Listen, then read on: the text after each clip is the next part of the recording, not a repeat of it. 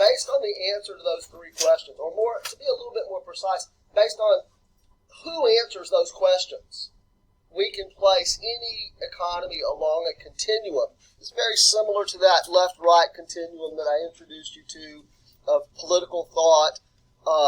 This continuum suggests that if we start down here on the far right of the continuum, we are talking about an ideal type. To be sure, it doesn't exist in the real world, but nevertheless, at least in theory, an economy that has absolutely no government intervention at all. A laissez-faire economy is one in which the government doesn't involve itself in making any of those economic determinations. And so right at the end of the class meeting, I think, I kind of put it out there for you, what do we say if the government doesn't answer these questions in a laissez-faire economy? In theory, who does? Markets answer those questions, right? And a market is simply a voluntary arrangement of exchange. Okay? The simplest way to define a market is a voluntary arrangement of exchange. Nobody forces anyone into the market for bottled water in a laissez-faire economy. Right? It's just buyers and sellers, demanders and suppliers, right? And the interaction of that demand and supply is what determines that this good is going to be brought to market, and in the quantities and so on that we observe in the market. Okay? And by the way, in a pure laissez-faire economy, then what about the allocative question of who gets it? The market determines who gets it, but what does that mean? So the pricing system is really the mechanism that determines who gets it, right? If you think about a price system, is simply a rationing system. Right? Government can ration goods, right? But a pricing system can ration it as well, determine who gets it by virtue of who is not only capable of, but willing to pony up the purchase price. Okay? So, as we move to the left along the continuum, we get down here to this far end, the far left of the continuum, and we said that we have also an ideal type. Doesn't exist in the real world, really never has. Centrally planned economies, that suggests that the government answers those questions, right? And makes additional,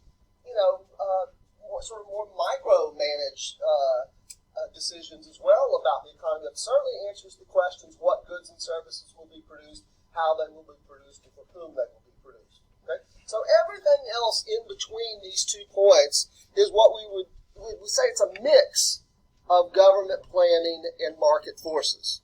Okay? A mixed economy. The real question is, what is the balance? What is the extent of the mix of market forces versus government planning? And so, if we use the midpoint of the continuum as our point of demarcation, we would say anything to the right of that midpoint would suggest an economy where the markets play more of a role. Anything to the left, government plays more of a role. So where would we put the American? Did we get as far as talking about where we would put the American economy? Would we put it on the left, or would we put it on the right?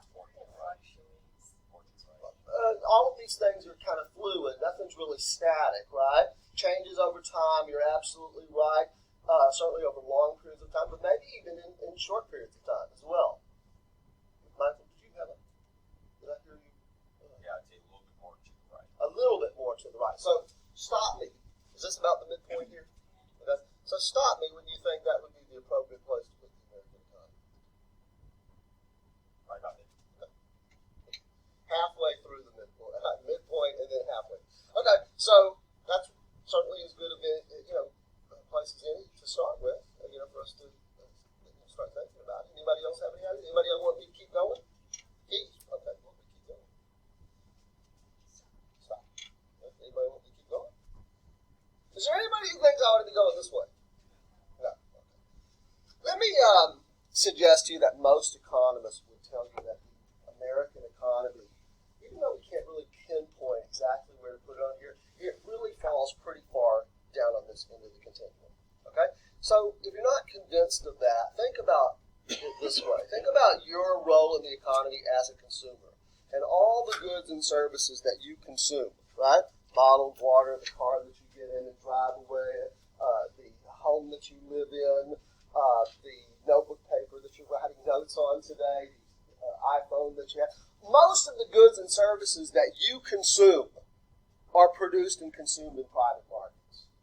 And think about your role in the economy on the supply side of the market, in the like in the production of goods and services, in your workplace.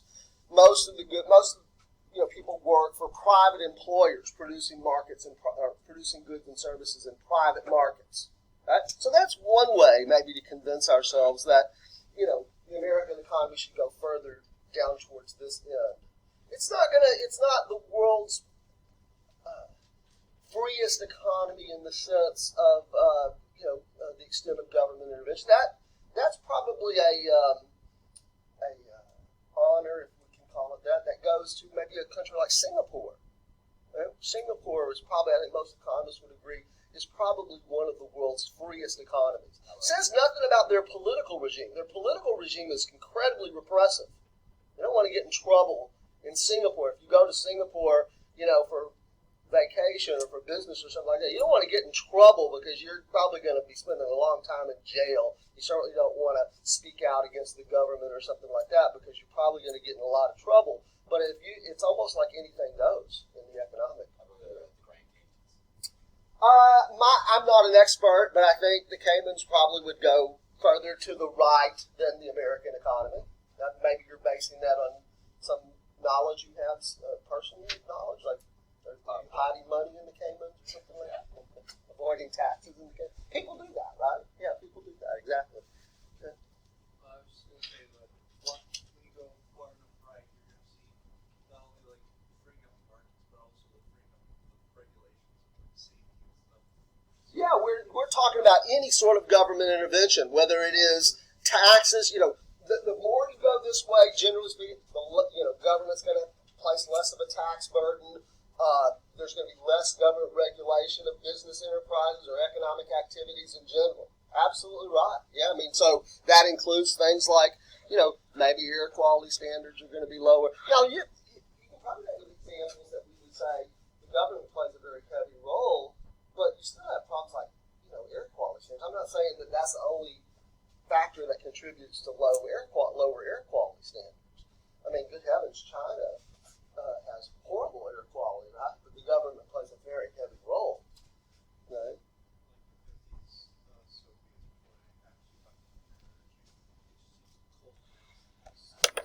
Yeah. Middle 20th century. Yeah. Okay. All right. So anyway, most economists would say that we would put the American economy somewhere down here on this part of the continuum. Now, one way that we can sort of sort this out is to talk about several different types of economies. Rather than thinking about a specific national economy along the continuum, it might help first to sort of section off portions of this continuum and talk about different types of economies. So starting down here on this end, we have a range of economies that economists would call market capitalist economies. And again, I want you to notice there's not just one point on the continuum that represents a market capitalist economy. In some market capitalist economies, the government plays less of a role. In other market capitalist economies, the government plays more of a role. And then as we proceed to the left, we're going to encounter a range of economies that economists would call command capitalist economies. Okay? And then another range, as we're moving to the left, that economists would refer to as market socialist economies. And then finally, a fourth range that they would refer to as command socialist economies. So you got market capitalism, command capitalism, market socialism, and command socialism. And again, there's not just one point for each of these along the continuum. Even within market capitalism, there's a range. Even within command socialism, there's a range, and so on. Okay? Let's give you a little bit better or more detailed description of what economists mean by these four different types. Okay? In a market capitalist economy, the inputs are generally privately owned. What are the inputs? What do we mean by inputs? No. Economist means something specific about the inputs into the production of goods and services. What are they? Labor, capital, natural resources. And again, like I told you in the last class meeting, most economics textbooks, including introductory economics textbooks, probably will identify at least one or two others. I'm trying to keep it real. For example, I think a lot of economics textbooks, in addition to labor, capital, natural resources, most economics textbooks will also say entrepreneurialism. But I think that's a little harder. It's not as tangible for us to, so we're just trying to keep it simple. So most of the inputs are generally privately owned. Labor. Who owns labor? In a market capitalist economy, who owns labor? The employers. That's always a good, a common answer that people have. Actually, the employer doesn't own labor. The employee owns the labor, right? You own your own labor. See, that's an important point because in a market capitalist economy, you are free to choose how to employ your labor. Nobody's going to tell you in a market capitalist economy that you have to go work in a coal mine. Some people choose to go work in a coal mine. But you can choose to employ your life. I mean, assuming you have the talents and the abilities. I mean, it's okay. Let's be a little bit more precise. Maybe there would have been a time in my life where somebody said, "Hey, how do you want to employ your labor?" Nobody asked that question that way, but you know what I'm saying, right? What do you want to do? I might have said, "I want to be a Major League Baseball player," but I didn't have the talent and ability to do it. Okay? So you understand that when I say you choose how to employ your own labor, it's within certain parameters, right? But you can be an accountant, and if you can, do the educational preparation necessary to get, get a degree in accounting and pass a CPA exam, you can employ your labor as an accountant. If you want to be a baker in a bagel bakery, you can employ your labor as a baker in a bagel bakery, right? If you want to be a roughneck in the oil field, you can be a roughneck in the oil field, right? So, yeah. Now, you exchange that labor, generally speaking, in a market capitalist economy, the employee exchanges that labor for a wage.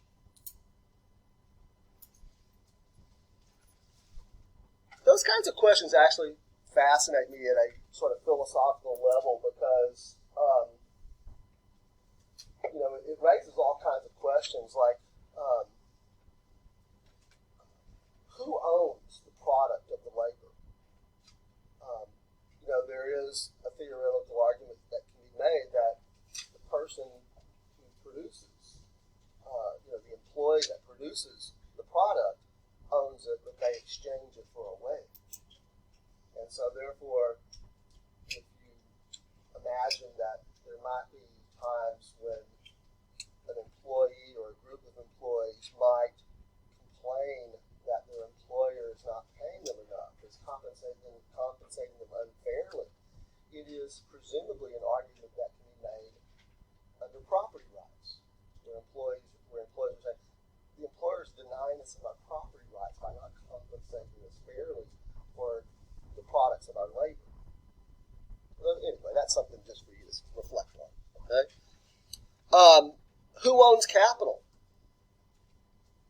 The capitalist owns the capital, right? The owners of the machinery and the other sort of means of production, as we might say. And, obviously private individuals own natural resources as well. Economies that are examples of market capitalist economy, this is certainly not a complete list by any stretch of the imagination, but the United States is a good example of a market capitalist economy. ROC, anybody want to guess what that stands for? That's not what I mean by it. Actually, that would be the Democratic Republic of the Congo. I'm talking about the Republic of China. Okay? Which one is that? Taiwan, right? The Republic of China would be a good example. Japan would be a good example. Most of the countries of Western Europe would be examples of market capitalist economies. Okay. Next, we have command capitalism. In a command capitalist economy, the inputs are generally privately owned, but government has broad power to determine their uses. And maybe maybe I would be corrected by an economist who knows more about this kind of stuff. But the examples that I would give here would be like, I think many of the countries in the Middle East might qualify as command capitalist economies. Again, I could be speaking out of ignorance, but I think maybe Saudi Arabia would be a good example. I think the oil resources in Saudi Arabia are privately owned, but the prince has a lot, the royal family has a lot to say about how they're allocated. Maybe many of the countries of Africa as well. And there was certainly a time when many of the countries of Latin America would have qualified, including our neighbors just to the south, Mexico. Now, I think it also can be argued that over the last couple of decades, many Latin American countries, including Mexico, have seen some liberalization of their economy. But I think, some of them may still qualify as command capitalist economies. Next, we have market socialism. In market socialism, government owns most of the capital and natural resources. The question about labor may be a little bit different question, but at least in terms of capital and natural resources, that's going to be mainly government owned. But the government allows individuals who operate firms to make choices about the use of these factors. So the examples that I've included here, and as Ellie pointed out, this kind of stuff is fluid. So I think, for example, during the 1990s, after the collapse of the Soviet Union and the emergence of the former Soviet bloc countries, as independent countries, Russia and Belarus and Estonia and Latvia and so on, I would have not hesitated. There was a lot of talk in those days about, the liberalization in those countries, not only economically but also politically. Before Vladimir Putin, perhaps, and in the days of Boris Yeltsin, that where not only, people in the West were thinking about Russia as not only a country that was liberalizing politically, but that was also liberalizing economically. And so I would have been a lot more confident back in the 1990s to refer to Russia as a market socialist economy. It was pretty clear that they were moving in that direction or had gone into that category. I'm not sure anymore. I mean, it's maybe outside of my area of expertise. You certainly have lots of privately owned or privately operated firms in Russia that, you even hear stories in the American media about the Russian oligarchs and all these very powerful people in Russia who have made great fortunes operating these firms and so on. You'd have to ask somebody with a little bit more expertise. Right? But, most of the countries, the former Warsaw Pact countries, we're talking about not only the old Soviet Union, but their Eastern European allies from the 20th century. So places like Poland and, Albania and Bulgaria and Romania and those countries would probably fit into that category. Okay? And then finally, we have command socialism. In command socialist economies, government owns most of the capital and natural resources and exercises broad power to determine how the economy's resources will be allocated.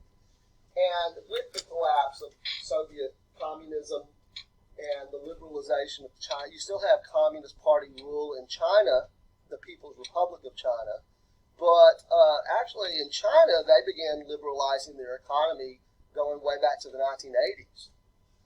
And so many of you are probably aware that there's a lot of market activity that occurs in China, but boy, the government sure plays a substantial role in that.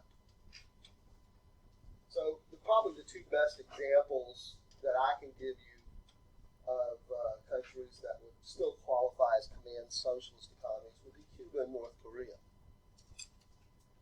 And particularly North Korea, I think, would be the best example of a command socialist economy. Okay, so questions about any of that? So when you think about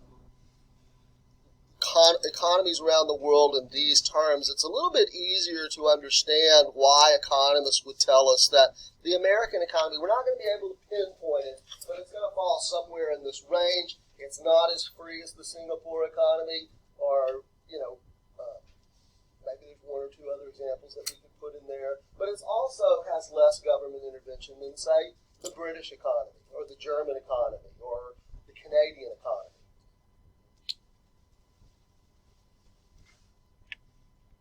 All right. Notice up here, I've indicated that even though we're calling the United States economy a market capitalist economy, and we're suggesting that the role of government is limited, you have to think about it in relative terms, right? If I, just assert that, depending on the audience that I'm talking to, okay, maybe not in a class like this, but I can imagine some audiences that if I went before and said, hey, Clayton, come and talk to us a little bit about the role of government in the American economy. And if I was to, maybe I got invited by a group of small business people, right? It's always the small business community that reacts more to these kinds of things than the large business community. But I go before this group of small business owners to talk about government's role in the economy, and I lead off by saying, really, the role of government in the American economy is quite limited. I think there are probably going to be a lot of people in that audience that immediately tune me out. And maybe some who react quite, maybe, and ask me to leave. Get out. Because I think there's a lot of people in the small business community who are convinced that there's no aspect of their operation that the government doesn't stick its nose in. The government's always interfering in everything that they do to hear them talk. So what I'm really trying to get you to appreciate is you have to think about these things in relative terms. Okay? So it's the role of government in the American economy relative to what exists in other economies around the world is quite limited. It's also, I think, over time we can talk about the role of government in the American economy. Is it greater today in the early 21st century than it was, say, at the time of the founding of the American Republic? The role of government is greater today. I don't think there's any question about that. That's not a matter of really opinion or perspective. I don't think that there should be any debate about that. It's pretty objectively obvious. But what if I was to say, is the role of government in the American economy greater today in 2020 or less than it was in the 1970s, 40, 50 years ago, half a century ago? Well, I think there's a lot of evidence. There's been a lot of deregulation in the American economy since the 1970s. A lot of deregulation. In big ways and small ways. So I think many economists would probably say that beginning with the Reagan administration in the 1980s, but even through when Bill Clinton was president in the 1990s, and then into the early part of the 20th century, and now we're starting now the third decade of this century under Trump. Good heavens, if you're paying attention to the news at all, you know that Trump has really tried to roll back government regulations and business operations in a lot of areas, environmental protections and so on. Right? So there's lots of evidence that the cumulative effect over the last half century or almost half century is that government has actually stepped back some. Yeah.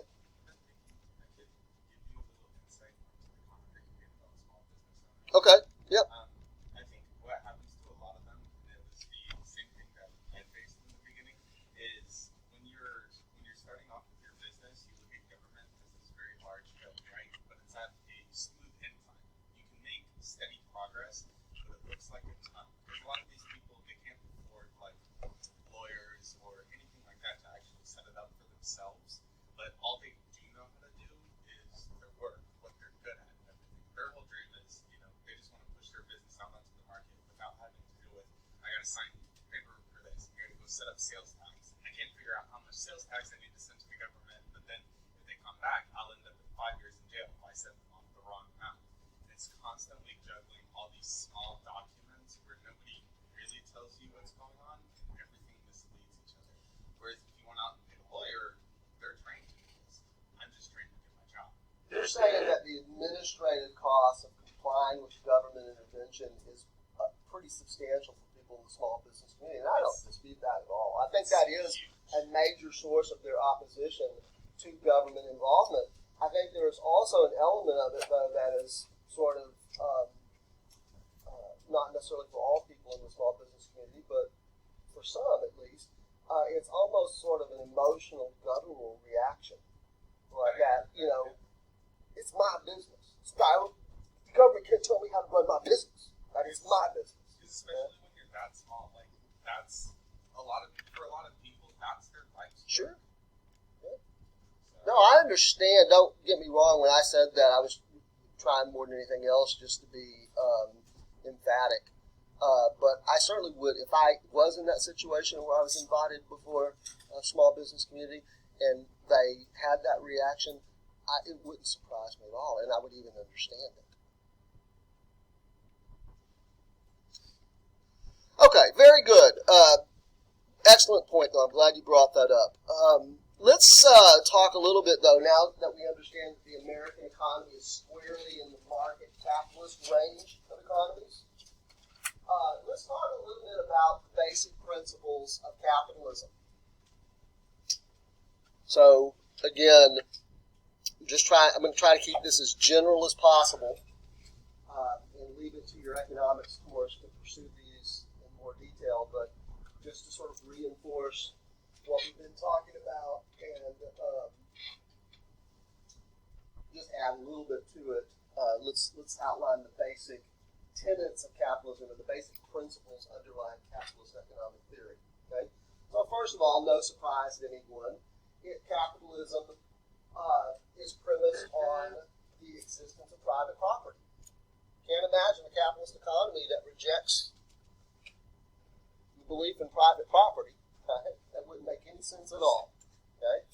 So the idea that people can obtain, control, use, and dispose of the property resources that they own, subject to minimal government restrictions, is central to capitalist economic theory. That's why I put it first on the list. The bare minimum that we're talking about here in terms of government restrictions is the idea that the owners of property resources can't use their property resources in a way that would deprive others of the full enjoyment of their property resources, right?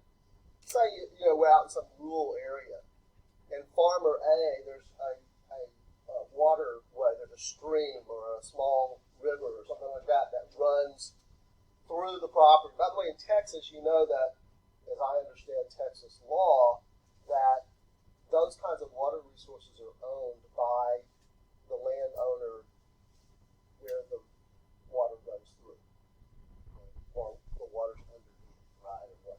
Okay, so farmer A dams up the stream for irrigation purposes of his fields, and the people downstream from him, his neighbors, they no longer have the full enjoyment of their water resources, what would be their property. Obviously, that's not consistent with the idea of private property rights. Your enjoyment of your private property rights can't be so unfettered that it prevents me from enjoying my property rights. Okay? So you have to have some minimal, at least very minimal government presence to protect property rights.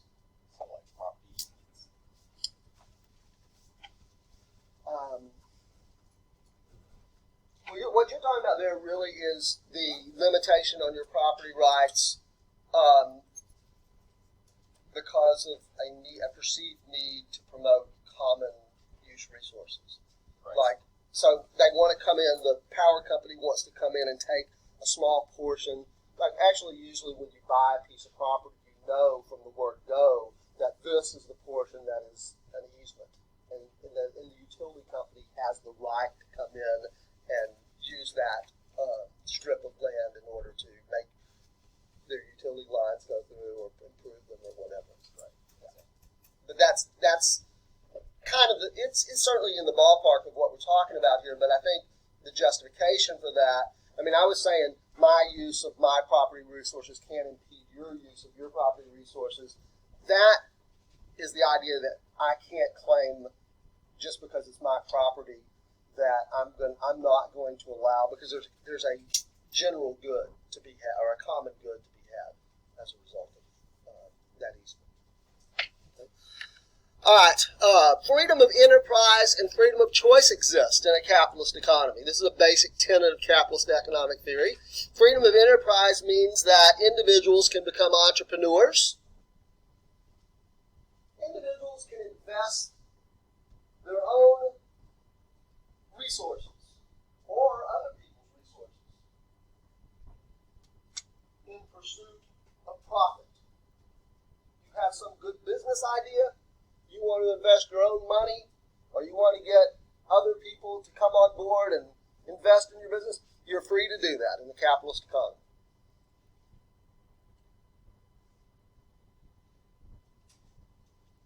Freedom of enterprise.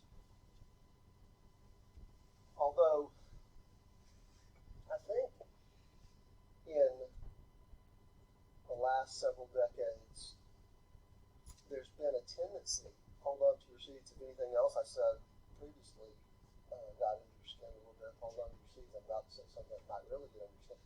I think there's been a tendency in the last 2 or 3 decades to socialize the risks that come with entrepreneurial behavior.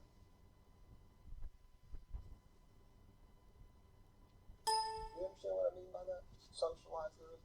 Have the taxpayers bail out people who fail in their entrepreneurial activities. There's been a growing tendency toward that. I don't want to make too much out of it, but just maybe something for you to reflect on.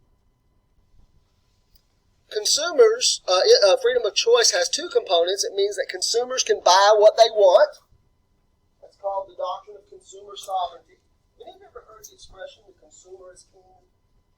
So that's the idea. Consumer sovereignty means that it's actually, one of the implications of that is that markets are demand-driven.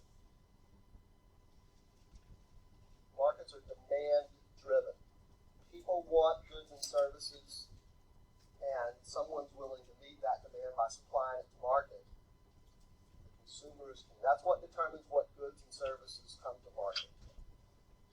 Again, I'll qualify that just with something for you to reflect on and think about.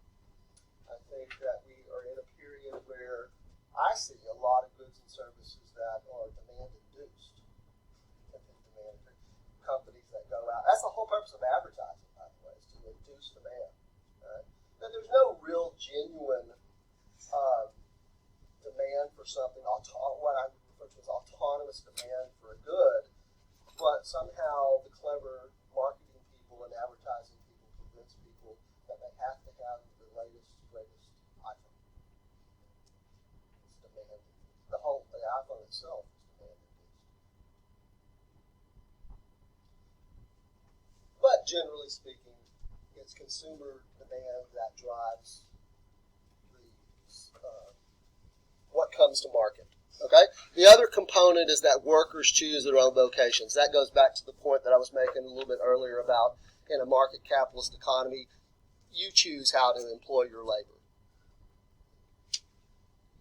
All right, next, rational self-interest is the driving force of the economy. This means that all economic actors attempt to maximize some objective. All economic actors attempt to maximize some objective. So, for example, entrepreneurs are attempting to maximize profit. Why do they invest their own financial resources or other people's financial resources? To start up a business and try to be successful? Well, because they're trying to maximize profit. Okay. Workers attempt to maximize income, and consumers attempt to maximize satisfaction. Actually, we're talking about this several class meetings. It was quite maybe first or second week of the semester in a little bit different context. I was talking about that human beings generally we're trying to maximize some of this. We were talking about what it means to be rational, and I told you that for example, politicians, actually I think you guys came up with it, politicians are attempting to maximize votes, right, or the probability that they're going to win their next election. And maybe students are trying to maximize their GPA. And, remember that conversation that we were having? Okay, so it's a very economic notion applied to more general applications. But specifically with respect to economic activity, we can at least identify the fact that entrepreneurs are profit maximizers, workers are the owners of inputs, including the owners of labor, are income maximizers, and consumers are satisfaction maximizers, or what economists would say, utility maximizers. Now that's subject to some constraints, okay? For example, I think I remember when we were talking about this earlier, I kind of alluded to this. Somebody who's engaged in business, or we're going to even pick a particular business. I know. I remember the example that I used was Starbucks. Starbucks clearly wants to maximize its profits, but it has imposed upon itself, really, unless things have changed in fairly recent months, they provide I think all employees at Starbucks are part-time. I don't think they have any full-time employees that I'm aware of, unless maybe management, but they provide them with health insurance. Well, any other business, I've never heard of any other business that provides part-time employees with health insurance. Clearly that cuts into their profit margin, don't you think? So they've kind of imposed this constraint on themselves, right? Like maybe the owners, the big wigs at Starbucks have this sort of ethical code that maybe they believe it makes their employees more productive, more secure, more willing to work harder for the company. So maybe there's a profit motive in there as well. All right, questions about that? Rational self-interest. All economic actors are attempting to maximize some objective. Next, competition is the governing mechanism of the market. And ultimately that comes down to a particular condition. When you take your macroeconomics class, I hope you will. It's probably not in most people's curriculum. But if you have an elective, and I'd really like to take a course that I could get something out of, I'm going to recommend to you that you just think about taking an introductory microeconomics course. To this day, I still contend, I can remember my undergraduate education, it was a long time ago. I still contend that it was probably at least one of the best undergraduate courses I ever took. I wasn't an economics major as an undergraduate.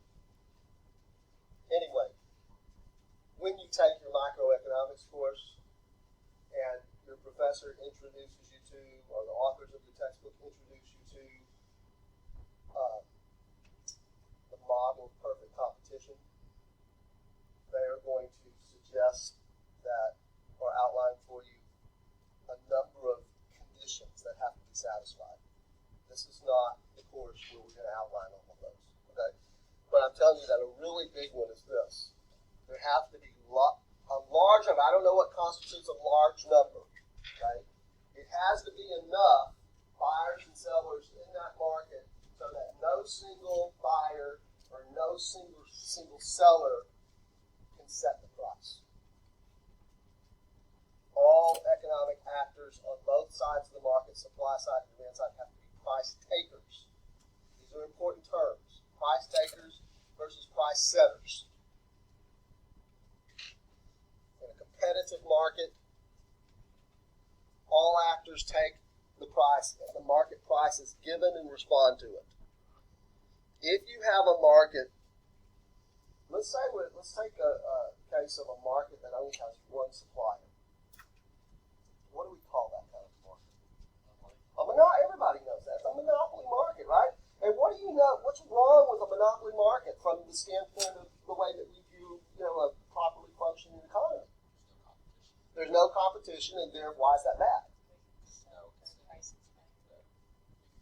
Maybe that might be part of it. What else? Their prices, they can do whatever they want. Their price. Well, that's not exactly true, but you're on the right track, right? For example, if I'm a monopolist, I'm the only firm supplying these to market, and I'm self-aware. Oh, I'm a monopolist. I'm a monopolist, right? I'm going to set the price of these at $1,000 a piece. I'm not going to maximize profit. Remember, monopolists are still profit maximizers, right? I'm probably not going to sell a single one of these. Because obviously, what are people going to do? They're going to go to some substitute. They go back to chalkboards, right? Or pins on the screen for the data projector, right? Okay? So, I can't just set it at any price I want to, but maybe I said, I'm going to set the price of these at $5 a piece.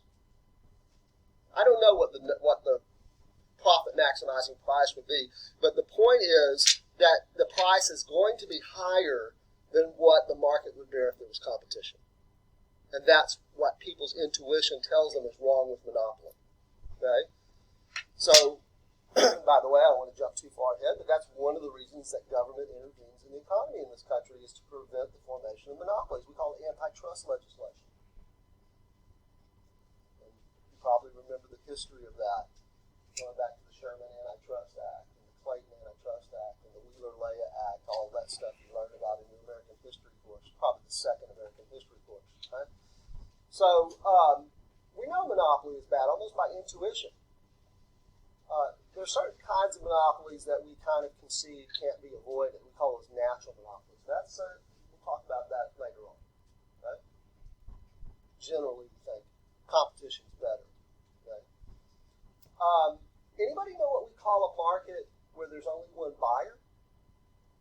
You know, monopoly is easy, right? One seller. Okay. And the problem now we know with monopoly is that the monopolist is a price setter.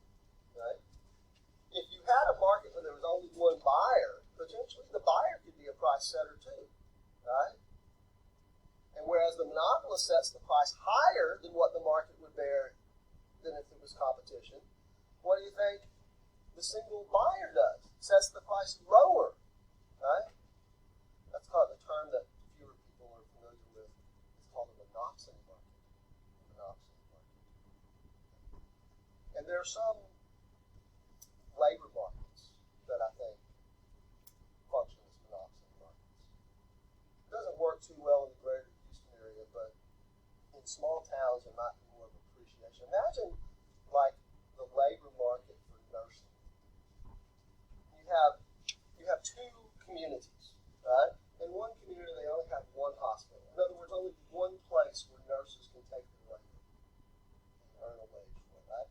And in the other community they have 2 or 3 hospitals, right? And which one would you predict that the average wage for nurses would be higher? The one with one hospital or the one with 2 or 3 hospitals? Probably the one where there's some competition, okay? Because if I'm a nurse and I don't like what hospital A is offering me as a salary, I'll go to hospital B, get them to offer me more. So monopsony markets are a real thing too. We just don't hear about them. There's no board game named monopsony. All right, next, markets and prices coordinate economic activity. The interaction of demand and supply determine the allocations of society's resources, and the role of government is limited. Now, we don't have a whole lot of time left, but I want to do just a real quick graphical representation of what economists are talking about here. Okay? So, it's the interaction of supply and demand that determine the allocation of society's resources, and that implies that the role of government is limited. All right, so let's look at a market in competitive equilibrium. Okay? This is a typical way that an economist would draw this up. They would say, okay, first we're going to start on the demand side. Here is a downward sloping to the right demand curve, as they call it, which indicates the law of demand. The law of demand is the very simple proposition that at higher prices increasing upward along the vertical axis, right? at higher prices up here, consumers demand less, quantity demanded is less here, than at lower prices here where quantity demanded is higher. That's the law of demand. Lots and lots of evidence to support that. That's why it's called the law of demand and not the hunch of demand. Or the feeling, like that we think there's something called demand here, right? It's called the law of demand. Yeah, exactly. They then represent the supply side of the market with an upward sloping supply curve to the right like this, indicating the law of supply. At lower prices, the quantity supplied to the market is lower. At higher prices, the quantity supplied to the market is higher. Okay? Where these two curves intersect, sorry about that. Where these two curves intersect right here, we have the market equilibrium. If we trace that down to the horizontal axis, this condition holds, right? This is the equilibrium output, equilibrium quantity. And this is the only place here that this condition is satisfied, where quantity supplied equals quantity demanded. It's an efficient level of output. There's no waste of society's resources, right? If we trace that over to the horizontal axis, we can say that the interaction of supply and demand sets the price here. Government didn't set the price. It's the interaction of demand and supply that sets the price here. This is the equilibrium price. Okay? Now, what we'll start with on Friday, okay, when we get to the lecture part, I'm going to show you what happens when the government intervenes and for whatever reason determines that this market price is either too high or too low and sets what we call either a price ceiling or a price floor. We're going to see what happens to that equilibrium level of output. Okay? All right, so we need to jump back into the discussion that we were having right at the end of the class period. Last time we were going through these basic tenets of capitalism. When we'd gotten down to this last one, markets and prices coordinate economic activity. It means that the interaction of demand and supply determine the allocation of society's resources, suggesting that the role of government is limited. And I was trying to illustrate that point to you the way that an economist typically tries to illustrate that. And I know that you know, and you know that I know that this is not an economics course, but it doesn't hurt sometimes to use concepts from other disciplines to make the points that we're trying to make. So let's set this up again. So what economists typically do is to try to graphically represent the interaction of demand and supply is create a two-dimensional space, a graph. So here on the horizontal axis we have quantity, okay? And obviously as we move to the right along that axis, quantity is increasing. And then here the vertical axis is for price. And so as we go up the vertical axis, the price is increasing. And the demand side of the market is typically illustrated like this. Not all demand curves look like this, but this is sort of the way, the simplest way, and certainly the introductory way of introducing the concept of demand in a market. So the downward sloping to the right curve indicates what? The idea that as prices increase, quantity demanded decreases, or if you want to look at it from the other direction, as prices decrease, quantity demanded increases. In other words, there's an inverse relationship between price and quantity demanded. Okay? And there's so much evidence in the real world, as well as in experimental data, to support that relationship that economists just don't even really debate it at all. They just accept it as the truth. It's called the law of demand. It's like a scientific law, like the law of gravity. Right? So we've got the demand side of the market indicated with that downward sloping to the right curve, and then the supply side of the market is indicated with an upward sloping to the right curve. Again, indicating that as prices increase, suppliers supply more to market, or as prices decrease, suppliers supply less to market. Quantity supplied increases at higher prices, quantity supplied decreases at lower prices. So this is a direct relationship between these two variables, and where these two curves intersect satisfies the equilibrium condition. Economists say that the market is in equilibrium. Right? If we trace that intersection of those two curves down to the horizontal axis, we have this condition where quantity supplied, and I put the numbers on here in large part just so that you can see that more clearly. What's the quantity supplied at this point here? Well, it's 5. What is the quantity demanded at this point here? Well, it's 5. Right? Hypothetical to be sure, but to illustrate that point. And then if we trace the intersection of those two curves over to the vertical axis, we have the market equilibrium price, which in this example is set at 5. Okay? So that price point is the only condition, or is the only price point that satisfies this condition. So when, in this hypothetical market, assuming that competitive conditions hold, and we didn't go through a big, long discussion of what all the competitive conditions are, the only one that we really talked about, and we did so very briefly at that, was a large number of buyers and sellers. Right? So that all suppliers and all demanders are price takers rather than price setters, right? So given competitive conditions, the market sets the price. The interaction of supply and demand sets the price, not government or not any single seller or any single buyer. Now, what economists are really saying here, to be just a little bit more precise, is that competitive markets tend towards equilibrium. Okay? It doesn't mean that it's at all points in time, for example, that market, that this condition is holding, or that, like I like to use the as a real world example, the retail price of gasoline.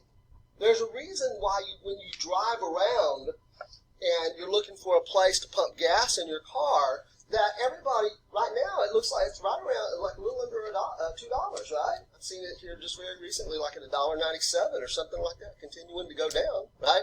At any rate, so there's a reason why, it's all virtually the same. It's tending toward an equilibrium. That doesn't mean that it's exactly $1.97.9 at every gas station. Okay? So the local market here in Sugar Land, Richmond area seems to be around $1.97 a gallon. Okay. All right, so any questions about those basic ideas? It's real simple. I mean, we're not getting very complicated with that.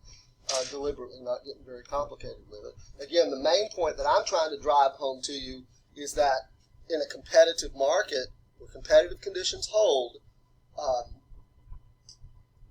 there's no need for government to play any role, right? Government is not determining what the output is. Government's not determining what the price is. It just sort of happens because you have all these people out there who are buyers and sellers who are pursuing their rational self-interest. It's what Adam Smith referred to as the invisible hand. Sounds spooky, sounds mystical.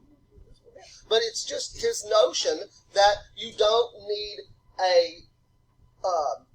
someone making arbitrary decisions about setting prices and setting output levels. It just happens on its own. Okay. Now, I told you right at the end of the class period last time that I would tell you what happens in competitive markets when government intervenes for whatever reason and sets prices. So let's start with the idea that the government is going to set a price floor.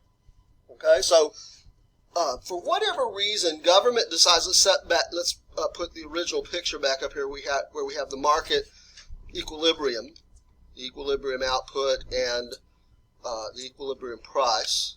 Okay, just like in the previous picture.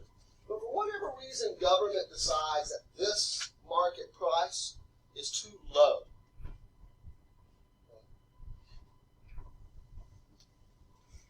The government decides, we think it would be better for the price to be here.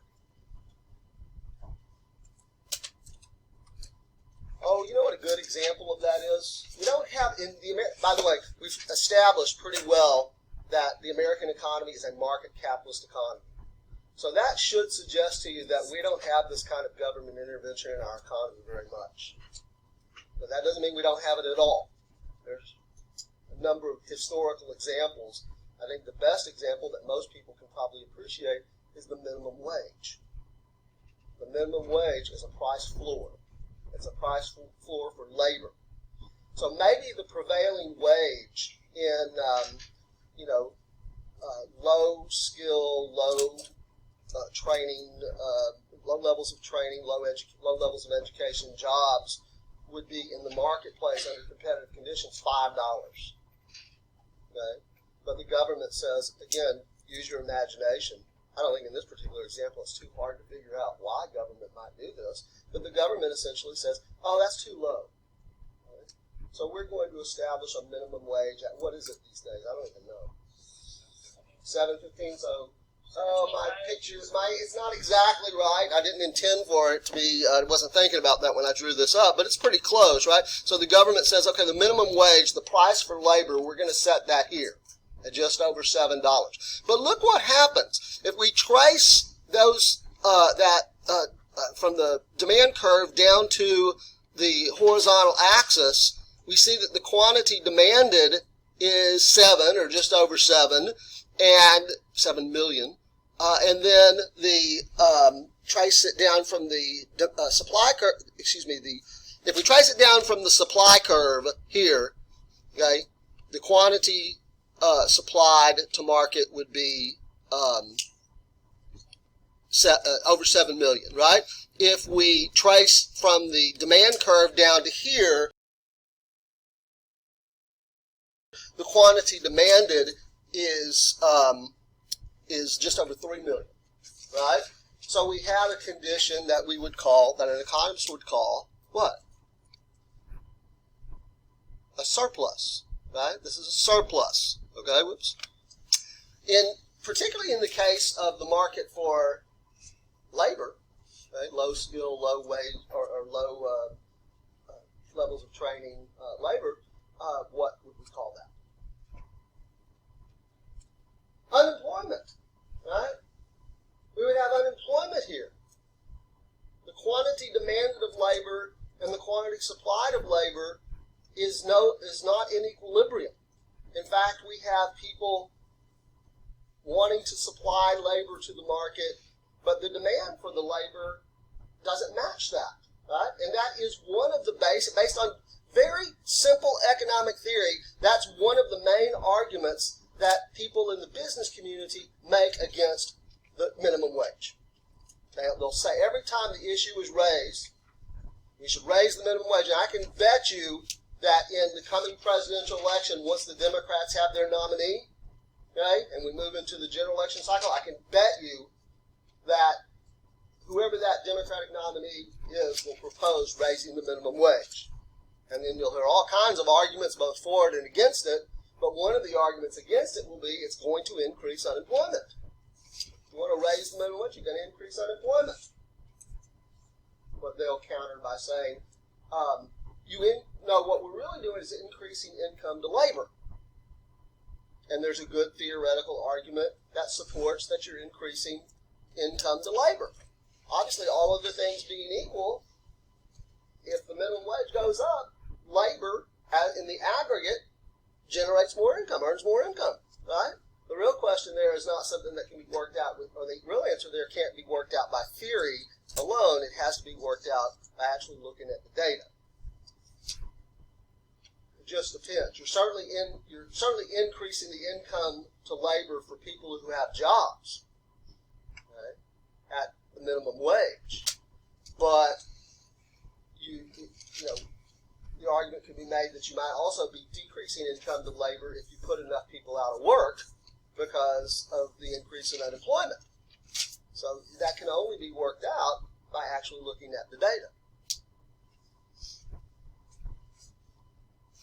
All right, so everybody gets the general idea here that if the government imposes a price floor, we have had other examples.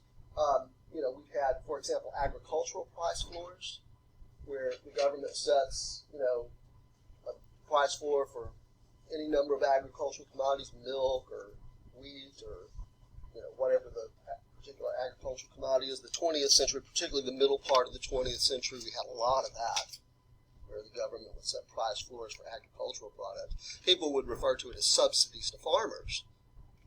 And it is, in effect, a subsidy to farmers, but it's government propping up the price.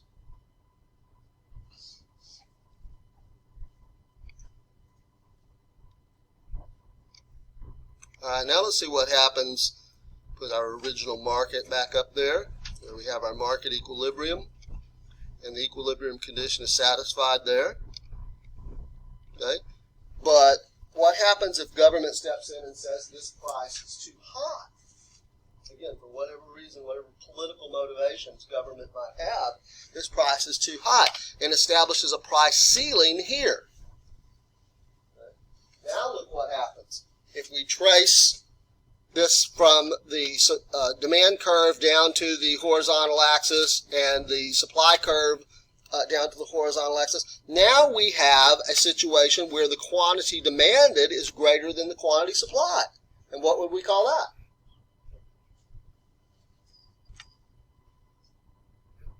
Where the quantity demanded is greater than the quantity supplied, we'd call that a shortage.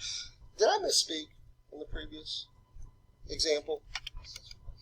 Did I say surplus before, or did I say sure? Okay, yeah, we have a surplus in the previous example when you have a price floor. When you have a price ceiling, you are going to have a shortage. Okay? Now, again, we don't have many examples to point to because our economy is a market capitalist economy, and for the most part, government doesn't set price ceilings for too many goods or services. But there is maybe a few choice examples. Let me give you my favorite example. In New York City, they have rent controls on at least some residential properties.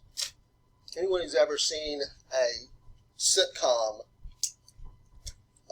that is set in New York City, say maybe like something like Friends or Seinfeld or something like that, they'll almost always have an episode where somebody is leaving either by death or for some other reason a rent-controlled apartment, and then the main characters are all like excited about getting this rent-controlled apartment. You've seen these episodes, right? There's some basis in reality for that, right? Okay. So the reason for that, by the way, economists might say the reason you've had these shortages of residential rental property in New York City, Manhattan maybe to be more specific, is because of rent controls. The free market solution to the chronic shortage of residential properties, rental properties in Manhattan is, they would say, the free market economists anyway would say, is to deregulate. Let the market set the price. Think about that for a second. If the government, let's say New York City, they deregulate, they get rid of the rent controls, what signal does that send to real estate developers? People who are in the business of building new apartment complexes or new, rental properties. What signal if the price, if they're going to take rent controls off and the price is going to be allowed to go up, what signal does that send? Obeying the law of supply, what do land developers do? Oh, they increase supply to market. They build more units, right? And that helps alleviate the shortage. And at the same time, what does the increase in price, what signal does it send to buyers or renters? But you got to live somewhere, right? How can you stop buying living space? Well, you can go live on the street, right? But more likely what would happen? Oh, you move out to Secaucus or Hoboken or something, ride the train in, perhaps, right? So what economists are saying is that by deregulating and allowing the market to set the price, it sends signals to both sides of the market, which ultimately alleviates that shortage.